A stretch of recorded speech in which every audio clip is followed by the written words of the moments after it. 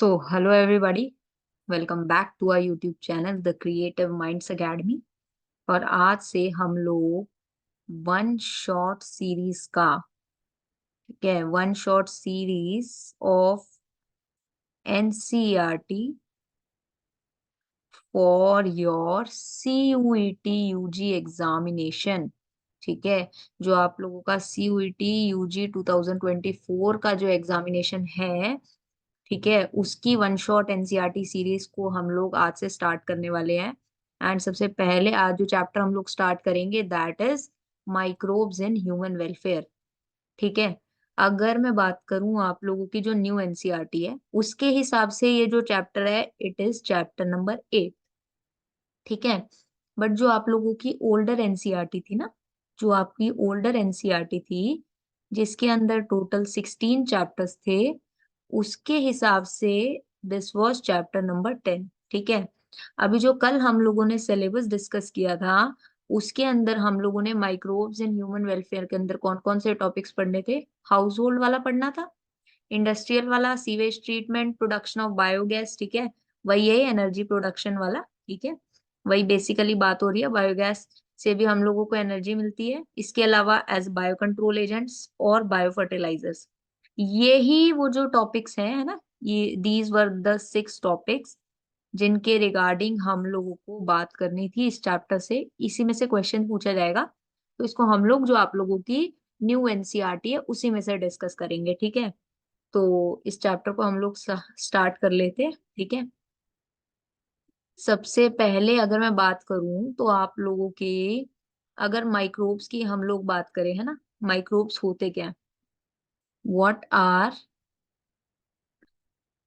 What are microbes, है ना, microbes बोल दो या फिर माइक्रो ऑर्गेनिजम्स। ठीक है, तो माइक्रो ऑर्गेनिजम्स क्या होते हैं, है ना, बहुत ही बेसिक सी डेफिनेशन की अगर बात करें, so these are the organisms, है ना, these are the organisms which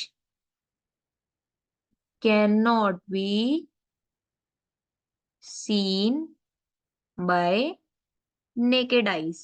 ठीक है, ठीक है, यानी कि जिनको हम नेक्ड आई से नहीं देख सकते, बट हम लोग क्या कर सकते हैं, इनको हम माइक्रोस्कोप की हेल्प से देख सकते हैं। ठीक है, अभी कई बार बोल देते हैं कि नहीं, जो है, अगर हम लोग ब्रेड की बात करें ना तो ब्रेड के अंदर फंगस लग जाती है।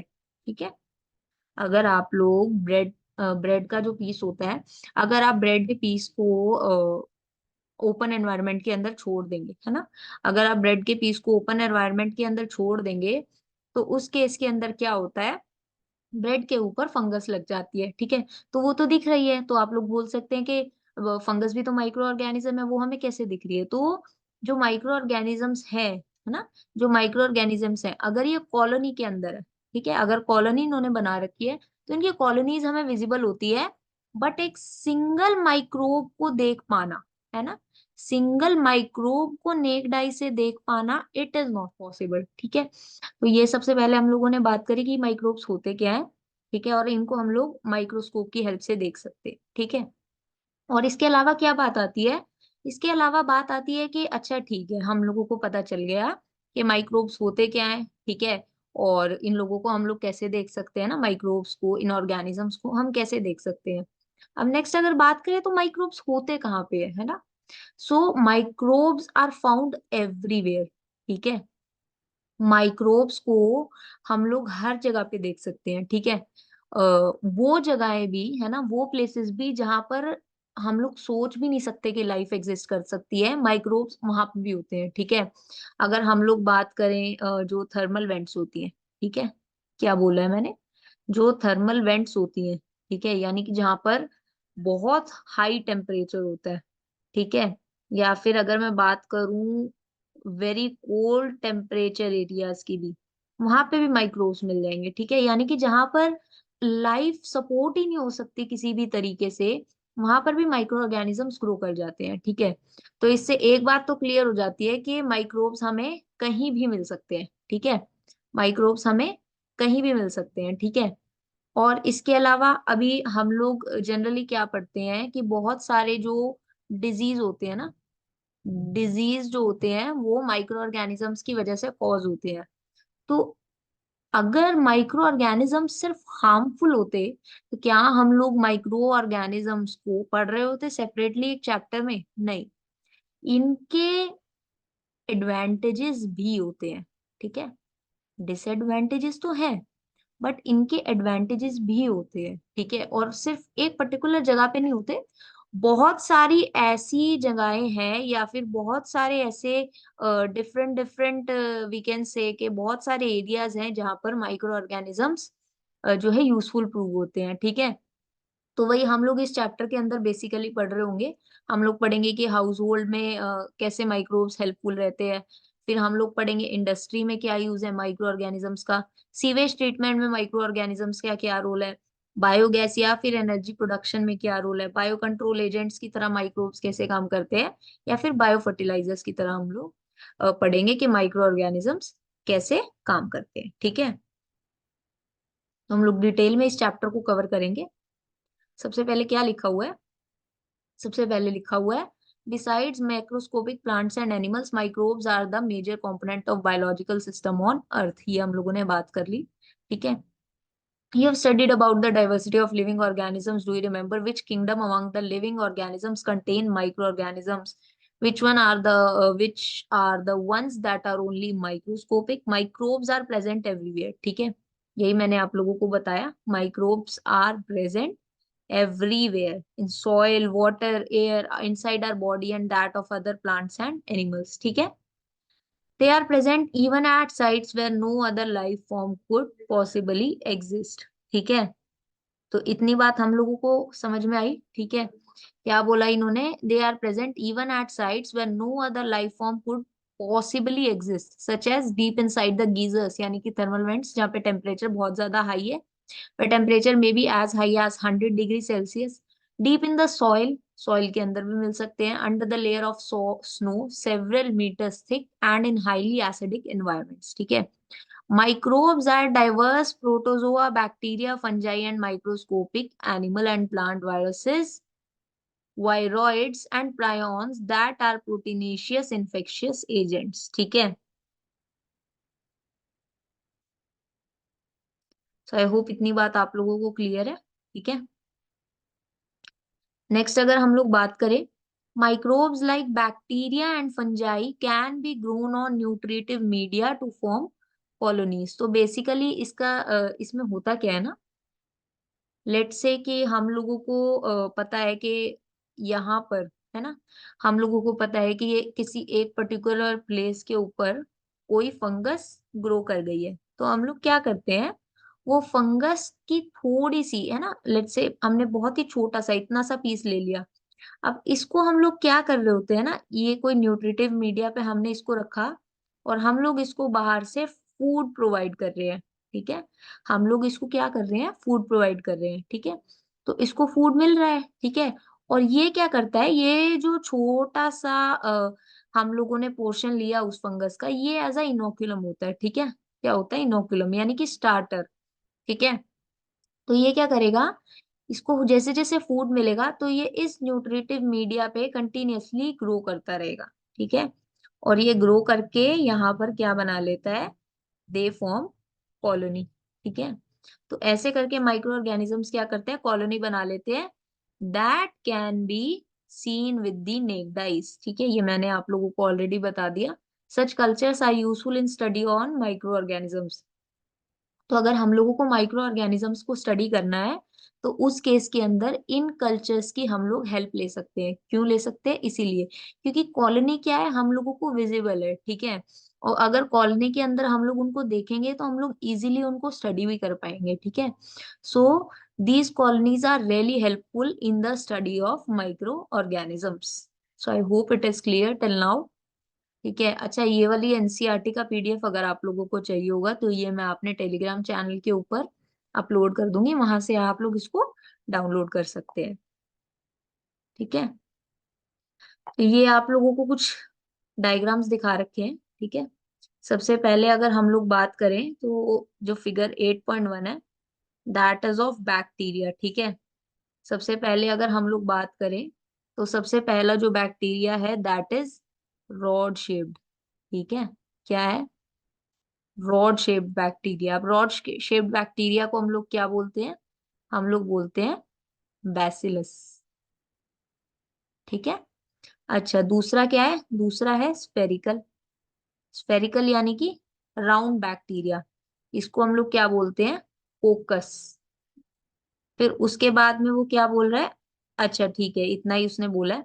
अच्छा, इसके अलावा जो है हमारे पास में एक और बैक्टीरिया होता है that is comma shaped.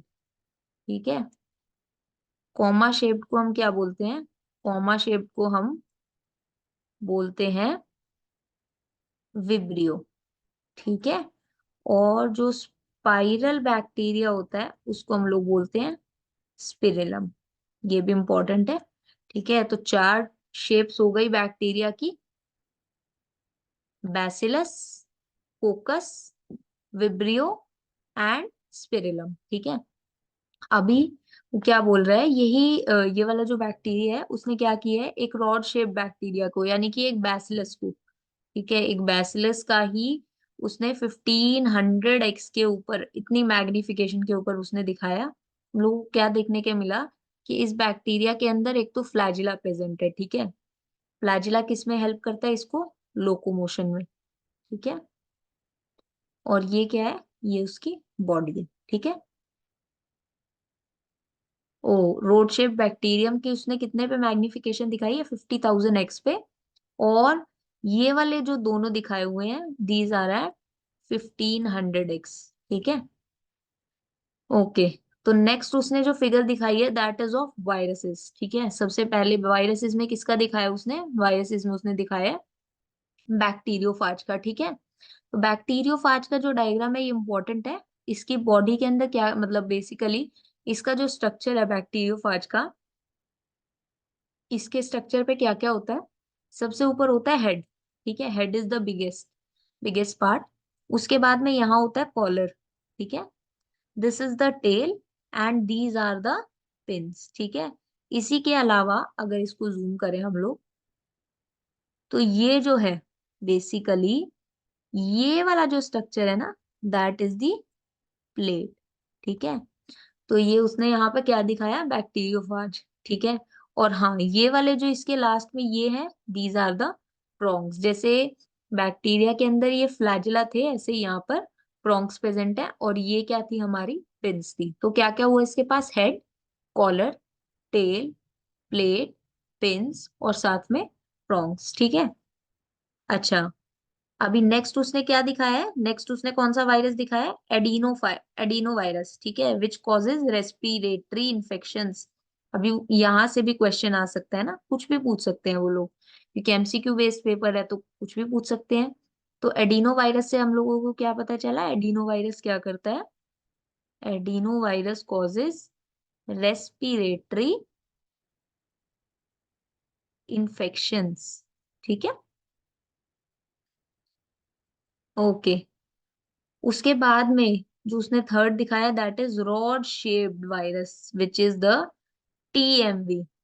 TMV की फुल फॉर्म इंपॉर्टेंट है, which is tobacco mosaic virus. ठीक है, उनकी कितने पे मैग्निफिकेशन इन्होंने दिखाई है? इनके स्ट्रक्चर्स जो दिखाए हैं वो इन्होंने दिखाए हैं 1 लाख टू 1.5 लाख मैग्निफिकेशन के ऊपर इन लोगों ने आपको इनके स्ट्रक्चर्स दिखाए हैं। ठीक है, और ये क्या बात हुई? ये यहाँ पर बात इन्होंने करी है कॉलोनी की। जैसे मैंने बताया आप लोगों को कि सबसे पहले क्या किया, किसी एक पर्टिकुलर बैक्टीरिया को एज एन इनोकुलम लिया, और उसी बैक्टीरिया से यहाँ पर बहुत सारे बैक्टीरियाज ग्रो गए, और उन्हें फाइनली इसके ऊपर, ठीक है, ये जो न्यूट्रिटिव मीडिया की प्लेट थी है ना, न्यूट्रिटिव मीडिया की जो प्लेट थी इसके ऊपर इन्होंने कॉलोनीज फॉर्म कर ली। ठीक है, और ऐसे यहाँ पर फंगल कॉलोनी दिखाई हुई है।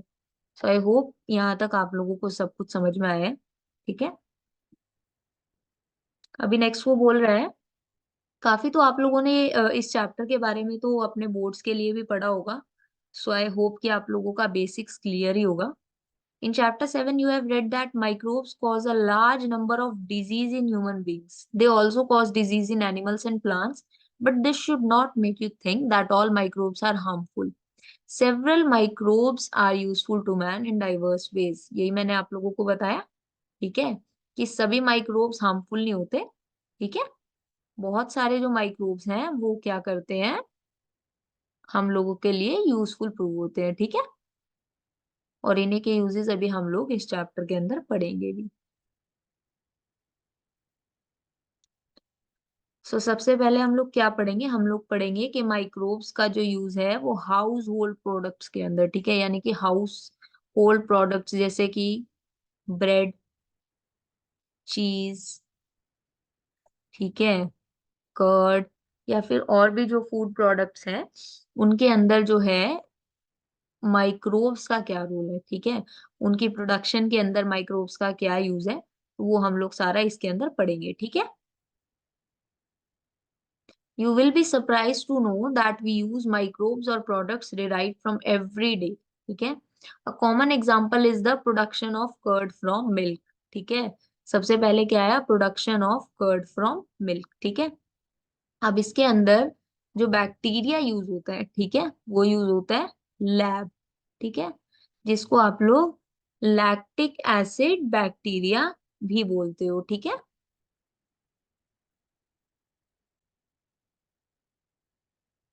होता क्या है, जो माइक्रो ऑर्गेनिजम्स हैं such as lactobacillus and other commonly known as LAB. ठीक है, तो यहाँ पे सबसे इंपॉर्टेंट आप लोगों का क्या बन जाता है, दैट इज लैक्टोबैसिलस एंड साथ में आप लोगों का लैक्टिक एसिड बैक्टीरिया. ठीक है, ये बेसिकली क्या करते हैं, they grow in milk and convert it into curd. ठीक है, during growth lab produces acids that coagulate and partially digest the milk protein. ठीक है, अभी देखो, मिल्क प्रोटीन कौन सा होता है, मिल्क प्रोटीन का नाम आप लोग जान लो, मिल्क प्रोटीन इज कैसीन. ठीक है, ये इंपॉर्टेंट है. ठीक है, तो क्या होता है बेसिकली, हम लोग क्या करते हैं, जब हम लोग दूध को गर्म करते हैं, ठीक है, दही जमाने के लिए जब हम लोग दूध को गर्म करते हैं तो उसके अंदर हम लोग थोड़ी सी कर्ड डाल देते हैं. तो वो जो थोड़ी सी कर्ड होती है ना, वो इनोकुलम की तरह एक्ट करती है. अब जैसे ही हम लोग वो डालेंगे तो ये जो इनोकुलम था ये कर्ड था. ठीक है, और इसके अंदर already lactic acid bacteria present था. ठीक है, तो अब क्या होगा, वो बैक्टीरिया को तो दूध मिल गया ना, तो वो क्या करेगा, खुद को डिवाइड करना स्टार्ट करेगा. और जैसे जैसे वो डिवाइड करेगा तो वो क्या कर रहा होता है, बेसिकली मिल्क प्रोटीन को डाइजेस्ट कर रहा होता है. जैसे जैसे मिल्क प्रोटीन डाइजेस्ट होता रहेगा तो उसके बाद में क्या होता है, फाइनली वो क्या करते हैं, वहां पर एसिड प्रोड्यूस कर देते हैं. ठीक है, लैक्टिक एसिड बैक्टीरिया है तो वही लैक्टिक एसिड प्रोड्यूस करेगा, और जैसे जैसे लैक्टिक एसिड प्रोड्यूस हो रहा होता है तो हम लोगों का जो मिल्क है वो कर्ड के अंदर कन्वर्ट हो जाता है. ठीक है, तो क्या हुआ, LAB produces acid that coagulate and partially digest the milk protein. A small amount of curd added to the milk, fresh milk as inoculum. ठीक है, or starter contain millions of lab which at suitable temperature multiply, thus converting milk to curd, which also improves its nutritional quality by increasing the vitamin B12 content. ठीक है, तो यानी कि जो आप लोगों की कर्ड होती है उसके अंदर विटामिन B12 का जो कंटेंट है वो ज्यादा होता है. ठीक है, उसकी वजह से क्या होता है, आपकी जो मिल्क की न्यूट्रिशनल क्वालिटी है वो इंक्रीज हो जाती है. ठीक है, तो हुआ ये कि हम लोगों का जो मिल्क है उसको क्या हुआ, कर्ड का इनोकुलम मिला, और उसने क्या किया, जो लैब था उसने एसिड प्रोड्यूस करके मिल्क को कर्ड में कन्वर्ट कर दिया, जिसकी वजह से मिल्क की न्यूट्रिशनल क्वालिटी इंप्रूव हुई और विटामिन B12 का जो कंटेंट है वो और ज्यादा बढ़ जाता है. ठीक है, इन स्टमक टू, ठीक है, in our stomach too the LAB play very beneficial role in checking disease causing microorganism. ठीक है, तो इसीलिए बोलते हैं कि जो लोग लैक्टोज इंटॉलरेंट होते हैं तो उन लोगों को दही खानी चाहिए. क्यों, क्योंकि दही के अंदर गुड बैक्टीरिया प्रेजेंट होते हैं, तो वो क्या करते हैं, आपका जो स्टमक है उसको एक गुड कंडीशन में रखने में हेल्प करते हैं. ठीक है, तो सबसे पहले हम लोगों ने लैब की बात कर ली यहाँ पे. नेक्स्ट हम लोग बात करेंगे, आप लोगों की यीस्ट की बात करेंगे. ठीक है, तो अब क्या हुआ, the dough which is use for making food such as dosa and idli are also fermented by bacteria, ठीक है। अच्छा ठीक है, क्या बोल रहा है कि वो आटा जिसकी वजह से डोसा और इडली बनती है वो भी क्या होती है, बैक्टीरिया की वजह से फर्मेंट होती है, ठीक है।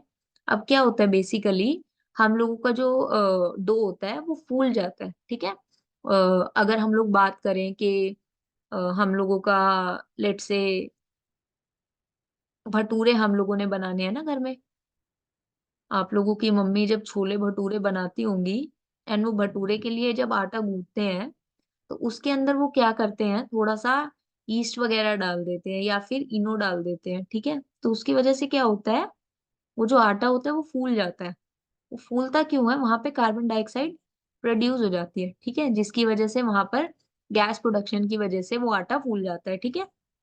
तो ये क्या बोल रहा है, dough which is use for making food such as dosa and idli is also fermented by bacteria. The puffed up appearance of dough is due to production of carbon dioxide gas. ठीक है, this point is very important. The puffed up appearance of dough is due to production of carbon dioxide gas. Can you tell which metabolic pathway taking place in the process of fermentation? Where do you think the bacteria for these fermentation come from? Okay. Similarly, the dough which is used for making bread. ऐसे वो क्या बोल रहा है? The dough which is used for making bread is fermented using baker's yeast. This point is next very important.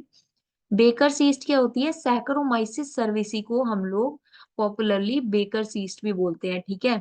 तो basically जो आटा हम लोग ब्रेड प्रोडक्शन के लिए यूज करते हैं वो किसकी वजह से फर्मेंट होता है, वो फर्मेंट होता है हमारी सैकरोमाइसिस सर्विसी की वजह से, ठीक है। A number of traditional drinks and foods are also made by fermentation by microbes. Okay, ठीक है। और उसके बाद में वो बोल रहा है, अब देखो यहाँ पे उसने क्वेश्चन पूछा था, can you tell which metabolic pathway is taking place in the formation of CO2। तो वहां पे बेसिकली फर्मेंटेशन ही तो हो रहा है ना, फर्मेंटेशन के अंदर ही तो हमारा कार्बन डाइऑक्साइड का प्रोडक्शन हो रहा था ना, ठीक है। तो अभी वो नेक्स्ट क्या बात कर रहा है, टोडी। टोडी क्या है, toddy is a traditional drink, ठीक है। A traditional drink in some parts of southern India is made by fermenting sap from palms, ठीक है। बेसिकली क्या करते हैं, जो पाम्स के अंदर से हम लोग सैप लेते हैं उसको हम लोग फर्मेंट करते हैं, और उसके बाद में जो टोडी है उसको बनाया जाता है, ठीक है। Microbes are also used to ferment fish, soybean and bamboo shoots to make foods. यानी कि माइक्रोब्स जो है वो फिश को फर्मेंट करने के भी काम आते हैं, सोयाबीन को फर्मेंट करने के भी काम आते हैं, और बैम्बू शूट्स को भी फर्मेंट करने के काम आते हैं, ताकि उनसे हम लोग फूड प्रोडक्शन कर सके, ठीक है। नेक्स्ट इज चीज। अब वो बात कर रहे हैं चीज। अब चीज क्या है, it is one of the oldest food items in which microbes were use, ठीक है।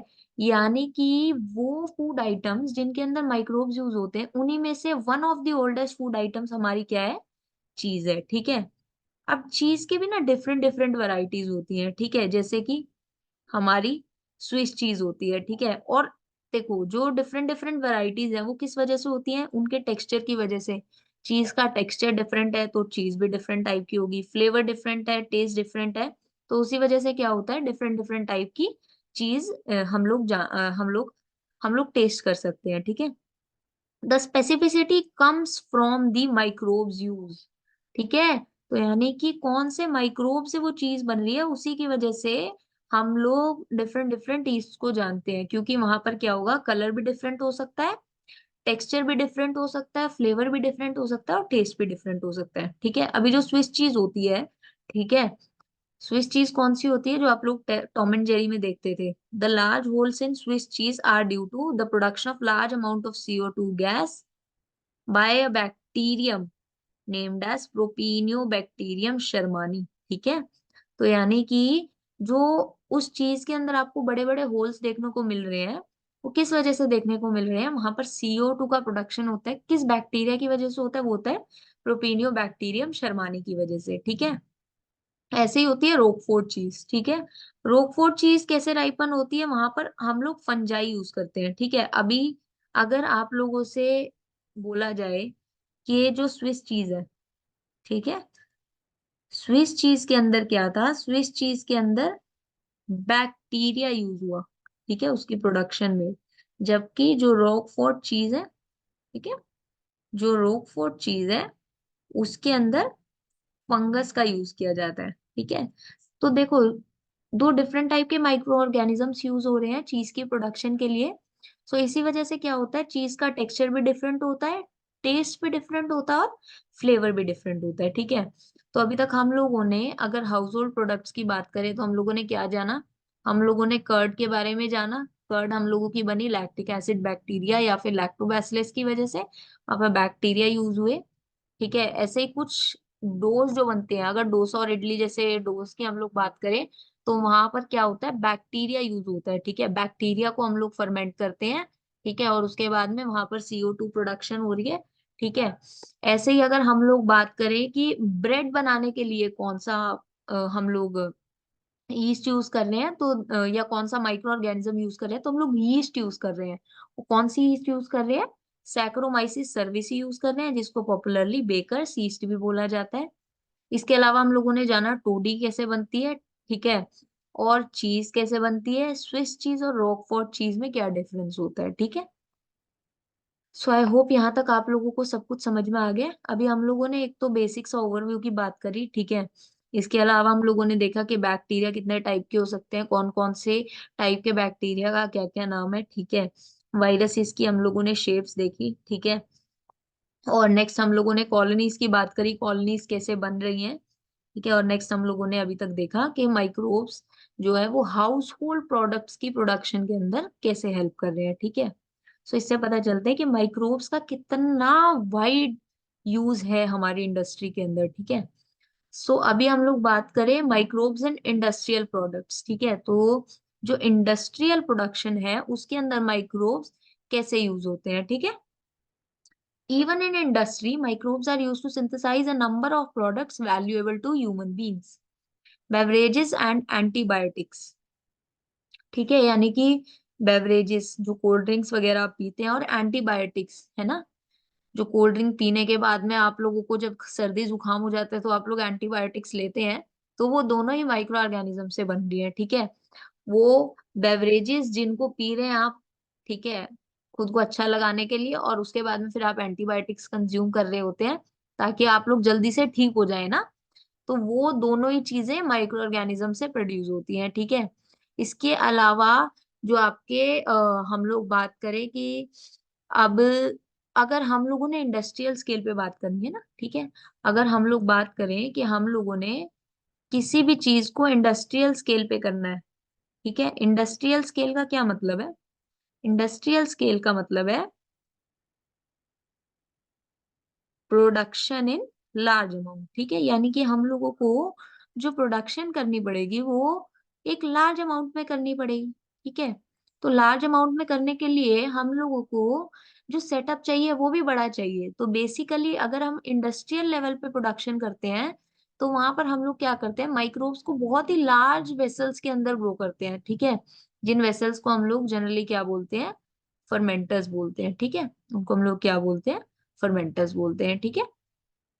चलिए, अब देखते हैं कि क्या क्या बन रहा है। सबसे पहले बात आई फर्मेंटेड बेवरेजेस की। किसकी बात आई, फर्मेंटेड बेवरेजेस की, यानी कि वो बेवरेजेस जिनको हम लोग फर्मेंटेशन के प्रोसेस से बनाते हैं। अब फर्मेंटेशन के प्रोसेस से बन रहे हैं तो एक बात तो क्लियर है कि वहां पर CO2 रिलीज तो होगी, ठीक है। Okay. Microbes, especially yeast, have been used from time immemorial for the production of beverages like wine, beer, whiskey, brandy और rum, ठीक है। यानी कि जो हमारी ये बेवरेजेस हैं, वाइन, बियर, विस्की, ब्रांडी और रम, इनकी प्रोडक्शन के लिए हम लोग किनको यूज कर रहे होते हैं, यीस्ट को यूज कर रहे होते हैं, ठीक है।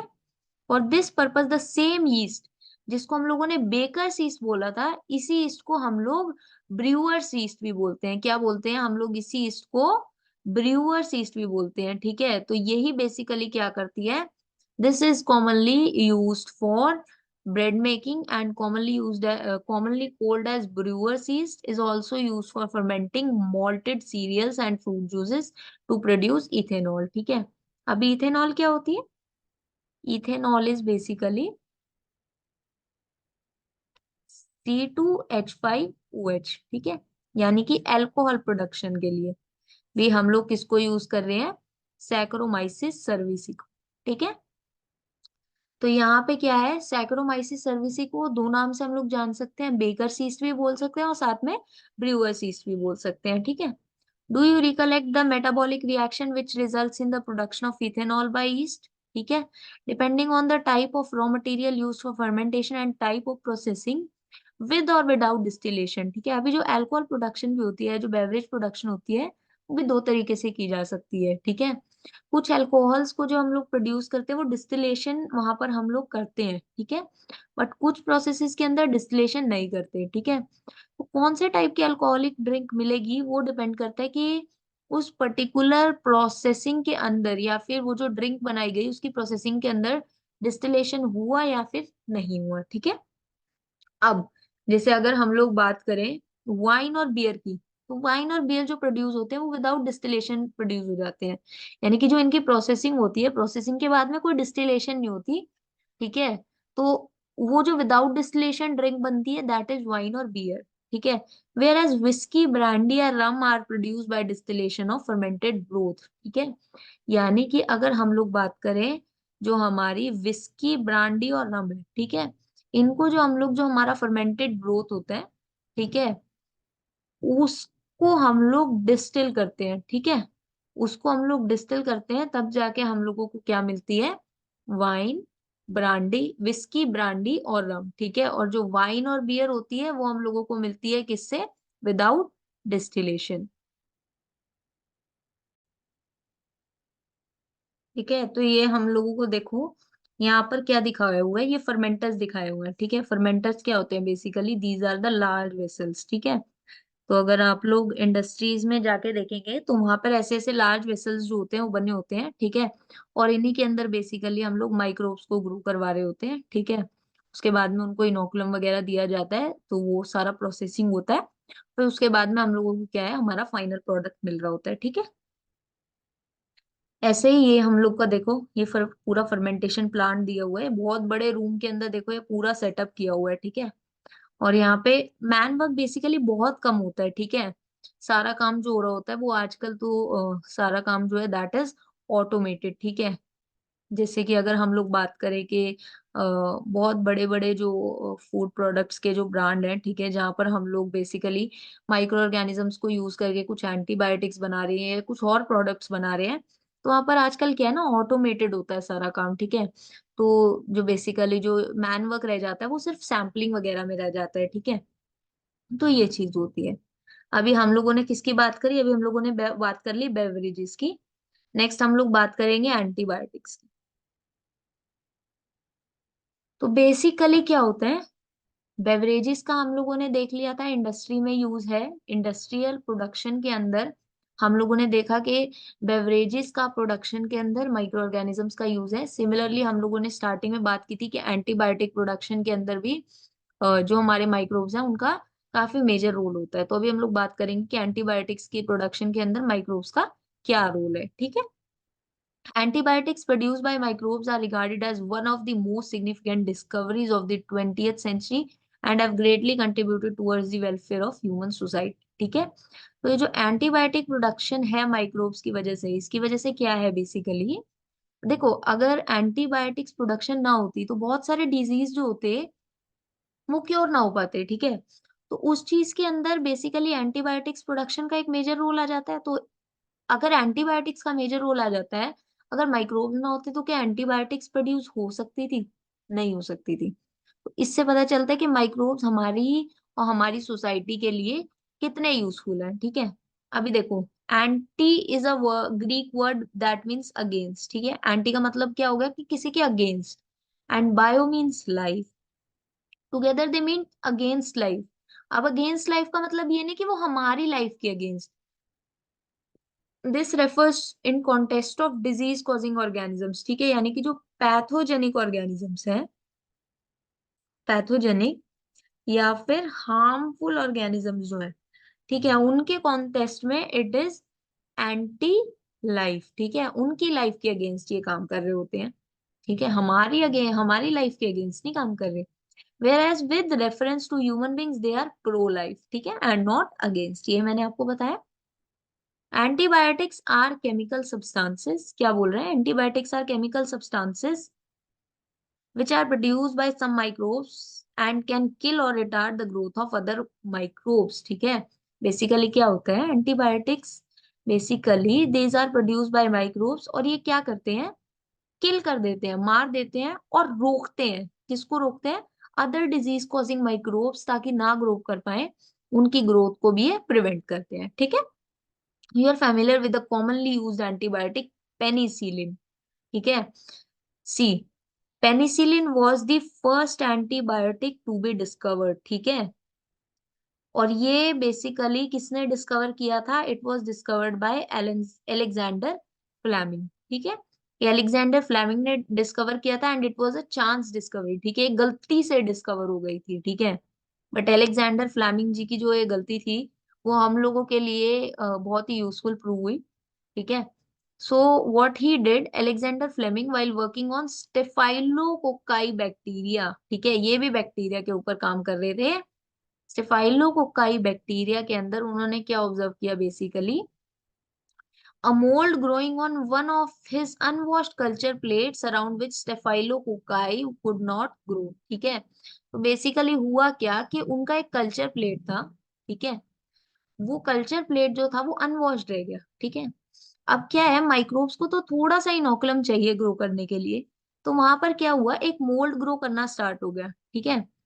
एक मोल्ड ऐसा ग्रो हो गया, ठीक है, एक मोल्ड ऐसा ग्रो हो गया उस कल्चर के अराउंड, बेसिकली उस कल्चर के अंदर, जहां पर स्टेफाइलोकोकाई ग्रो नहीं कर पाया, ठीक है। तो उससे क्या पता चला कि ये जो मोल्ड था ना, जिसकी वजह से वहां पर स्टेफाइलोकोकाई ग्रो नहीं कर पा रहा, ठीक है, वो बेसिकली क्यों था, क्योंकि वो जो मोल्ड था इसने केमिकल प्रोड्यूस किया था, ठीक है, वहां पर एक केमिकल प्रोड्यूस हुआ था, और उस केमिकल को इन्होंने बेसिकली क्या नाम दिया, उन्होंने नाम दिया था penicillin, after the mould Penicillium notatum, यानी कि वो जो मोल्ड था, वो मोल्ड था हमारा पेनिसिलियम नोटाटम का, ठीक है।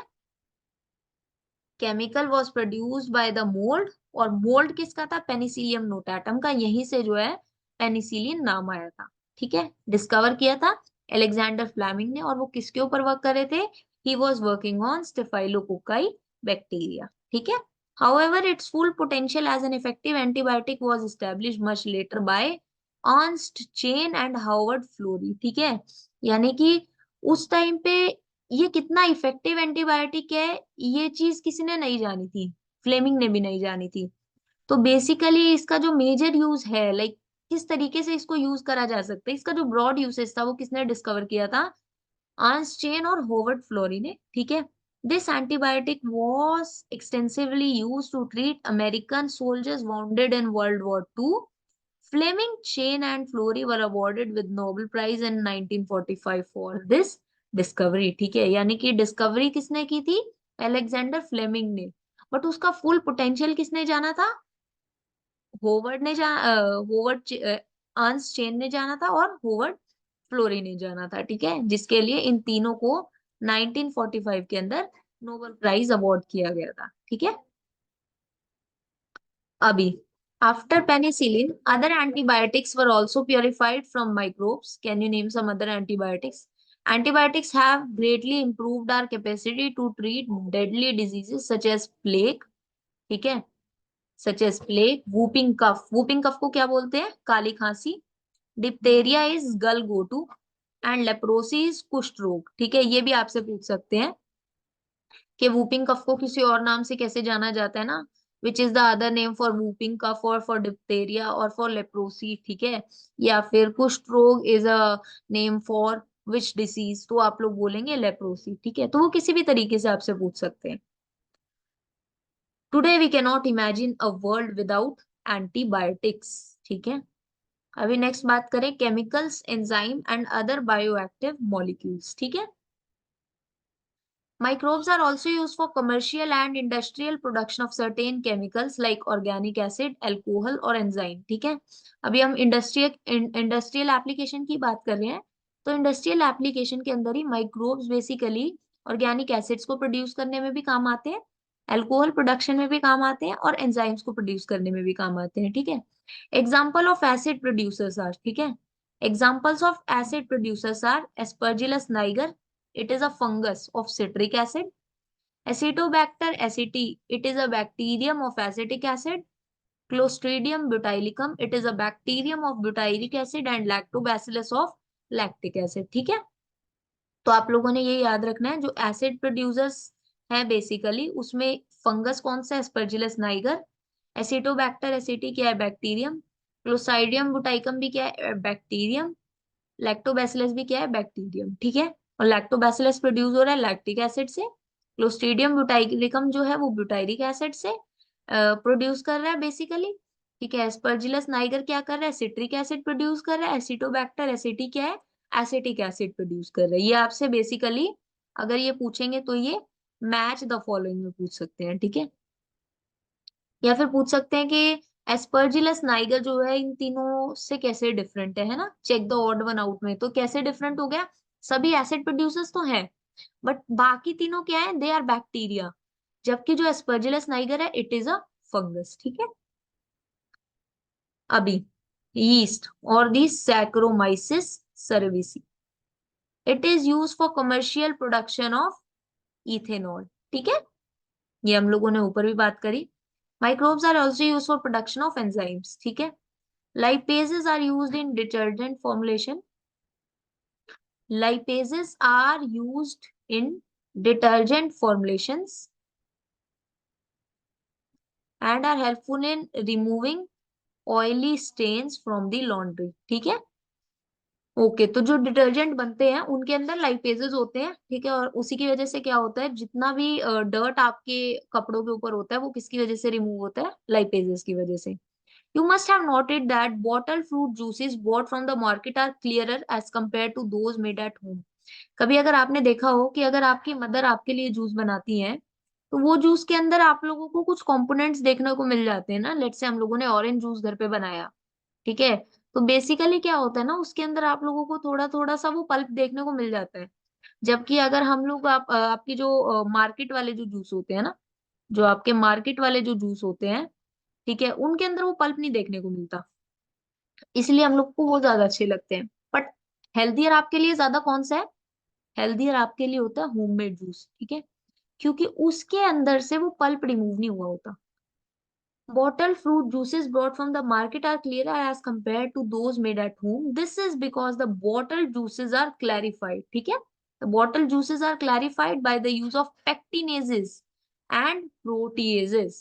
ठीक है, streptokinase produced by the bacterium Streptococcus and modified by genetic engineering is used as a clot buster for removing clots from the blood vessels. ठीक है, who have undergone myocardial infarction due to heart attack.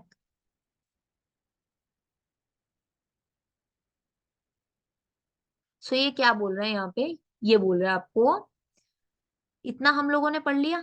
Bottle fruit juices को clear करने में कौन काम कर रहा है, पेक्टिनेजेस काम कर रहे हैं, प्रोटीएजेस काम कर रहे हैं।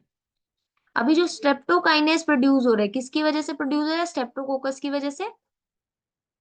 और उसको मॉडिफाई कर दिया जाता है जेनेटिक इंजीनियरिंग की हेल्प से। It is used as a clot buster, ठीक है, वेरी इंपॉर्टेंट, ठीक है। तो वो क्या करता है बेसिकली, जिन भी पेशेंट्स को है ना, जो भी हार्ट पेशेंट्स होते हैं बेसिकली, और उनको कोई क्लॉट होता है, ठीक है, तो उन क्लॉट्स के अंदर बेसिकली क्या होता है, हम लोग स्ट्रेप्टोकाइनेज, हम लोग उनको दे रहे होते हैं ना, स्ट्रेप्टोकाइनेज दे रहे हैं जो किसकी वजह से प्रोड्यूस हुआ है, स्ट्रेप्टोकोकस की वजह से। तो वो बेसिकली क्या करता है ना, क्लॉट्स को रिमूव करता है ब्लड वेसल्स के अंदर से, ठीक है, ताकि उन लोगों को कोई प्रॉब्लम ना हो हार्ट के अंदर, ठीक है। इसके अलावा वो क्या कह रहा है अभी, another bioactive molecule cyclosporin A that is used as an immunosuppressor, ठीक है, उसको हम लोग क्या यूज कर रहे हैं, as an immunosuppressive agent in organ transplant patients. वो किसकी वजह से प्रोड्यूस हो रहा है, it is produce by the fungus Trichoderma polysporum, ठीक है। तो बेसिकली क्या है, जो साइक्लोस्पोरिन ए होता है ना, जो साइक्लोस्पोरिन ए है, अब क्या है कि अगर किसी इंसान के अंदर, किसी ह्यूमन बीइंग के अंदर हम लोगों ने कोई ऑर्गन ट्रांसप्लांट किया, ठीक है, तो हम लोग क्या करते हैं उसको ना, उस टाइम पे साइक्लोस्पोरिन ए दे रहे होते हैं।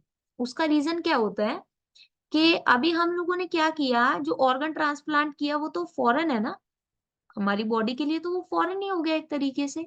तो वहां पर क्या होता है, कई बार हमारी बॉडी क्या कर सकती है, उसके अगेंस्ट एंटीबॉडीज प्रोड्यूस कर सकती है ना। अगर उसके अगेंस्ट वो एंटीबॉडीज प्रोड्यूस करेगी तो क्या वो उस ऑर्गन को पूरे तरीके से काम करने देगी? नहीं करने देगी। तो हम लोग क्या करते हैं कि ताकि हमारी जो बॉडी है वो उस ऑर्गन को एक्सेप्ट कर ले, ठीक है, तो उस चीज के लिए हम लोग क्या कर रहे होते हैं, और हमारी इम्यूनिटी की वजह से उस ऑर्गन को कोई नुकसान ना हो, ठीक है, तो हम लोग उसको, उस ह्यूमन बींग को साइक्लोस्पोरिन ए के टेबलेट्स दे रहे होते हैं, या फिर किसी भी तरीके से उसको साइक्लोस्पोरिन ए की मेडिसिन दे रहे होते हैं, ठीक है। और वो किसकी वजह से प्रोड्यूस होता है, वो प्रोड्यूस होता है ट्राइकोडर्मा पॉलीस्पोरम की वजह से, ठीक है। नेक्स्ट अगर हम लोग बात करें, दैट इज स्टैटिन्स। स्टैटिन्स किसकी वजह से प्रोड्यूस हुआ? Produce by yeast monascus purpureus, have been commercialized as blood cholesterol lowering agents. तो ये बेसिकली क्या करते हैं, ये जो ब्लड कोलेस्ट्रॉल है उसको लोअर करने में हेल्प करते हैं, यानी कि उसको कंट्रोल करने में हेल्प करते हैं। अगर किसी का ब्लड कोलेस्ट्रॉल बड़ा होता है तो उनको हम लोग क्या दे रहे होते हैं, स्टेटिन्स दे रहे होते हैं, ठीक है। It acts by competitively inhibiting the enzyme responsible for synthesis of cholesterol. तो ये बेसिकली क्या करते हैं, जो हमारा स्टैटिन है वो क्या करता है, ये वो एंजाइम को इनहिबिट करता है जो कोलेस्ट्रॉल को सिंथेसिस करता है। अभी देखो, अगर कोलेस्ट्रॉल सिंथेसिस करने वाला जो एंजाइम है उसको हम लोग इनहिबिट कर देंगे, या उसका जो एक्टिविटी है उसको कंट्रोल कर देंगे, तो हमारा कोलेस्ट्रॉल लेवल कंट्रोल हो जाएगा। तो वो काम बेसिकली किसका होता है, वो काम होता है स्टैटिन का, ठीक है। तो this was all about the application of microbes in industry, ठीक है।